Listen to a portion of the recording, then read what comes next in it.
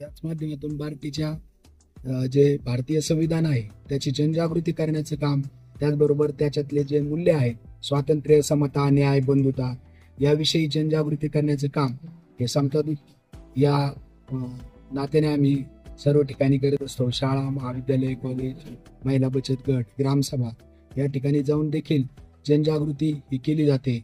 त्याचबरोबर बार्टीचं जे संशोधनाचं काम आहे, वेगवेगळ्या समाजाचे सर्वे, त्याच्यामध्ये विशेषतः आम्ही केलेलं सर्वे आहे जो ॲट्रॉसिटी कायदा आहे, अनुसूचित जाती जमाती अत्याचार प्रतिबंधक अधिनियम 1989, याच्याबद्दल ज्या कार्यशाळा आहेत, या कार्यशाळेचे अध्यक्ष प्रांतसाहेब, त्याचबरोबर सचिव BDO, त्याच्यानंतर तहसीलदार साहेब यांच्या अध्यक्षतेखाली आम्ही पाथर्डी तालुक्यामध्ये कार्यशाळा घेऊन त्याची जनजागृती करण्याचं काम तालुक्यामध्ये करण्यात येत आहे. त्याचा प्रचार प्रसार तालुक्यामध्ये जे अत्याचारित लोक आहेत की ज्यांना या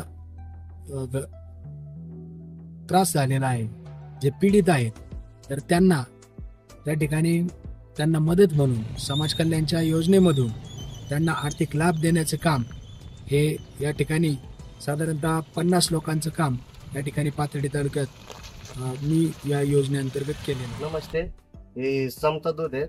हे आमच्या गावामध्ये केळवंडे गावामध्ये येऊन आम्हाला समाज कल्याण, मी 18 कायद्याचा लाभार्थी, मला 50,000चा लाभ भेटलेला आहे. बाबासाहेब आंबेडकर म्हणाले होते की जोपर्यंत समाजाची आर्थिक परिस्थिती सुधारत नाही तोपर्यंत फक्त सामाजिक बेस तयार करून उपयोग होणार नाही.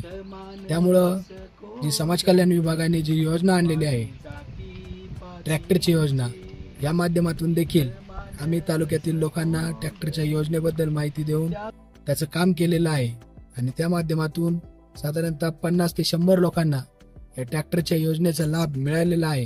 त्यांनी आम्हाला वेळोवेळी समाज कल्याणची माहिती दिलेली, त्या माहितीतून आम्हाला हा ट्रॅक्टर मिळालेला आहे. समाज कल्याणकडून आम्हाला 3,10,000चा लाभ मिळालेला आहे. समाज कल्याण विभागामार्फत ज्या काही योजना आहेत, त्या योजनेचा SC/ST गोरगरीब लोकांनी याचा लाभ घ्यावे असं आवाहन करतो एक शेतकऱ्याच्या नात्याने. आणि ह्या योजनेकरता आपले कटके सर असतात, वेळोवेळी त्यांचं मार्गदर्शन असते. असं भरपूर शेतकऱ्यांनी, कॅटेगरीच्या लोकांनी याचा भरपूर फायदा घ्यावा असं. तर हे जे समतेचं काम आहे हे आम्ही करत असताना बऱ्याच काही गोष्टीला, अडचणींना आम्हाला सामोरं जावं लागतं. त्याच्यामध्ये सर्वप्रथम जर सांगायचं झालं तर खूप तुटपुंज्या मानधनात आम्हाला या ठिकाणी काम करावं लागतं. ही खूप महत्वाची गोष्ट आहे. यातून देखील आम्ही मार्ग काढत असतो आणि हे काम आम्ही तरी देखील सोडलेलं नाही. किती आर्थिक अडचणी आल्या तरी आम्ही याच्यात खंड पडू दिलेला नाही.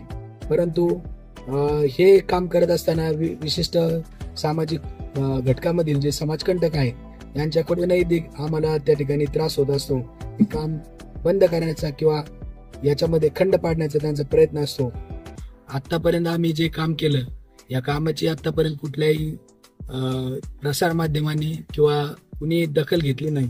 तरी आज आपण या ठिकाणी आलात आणि माझी मुलाखत घेतली आणि या मुलाखतीच्या माध्यमातून आमचं जे समाज कल्याण विभाग बार्टी यांचं जे काम आहे, समतादूतचं जे काम आहे, ते आपल्या माध्यमातून या समाजात त्याची माहिती देण्याचा प्रयत्न आपण या ठिकाणी करत आहात.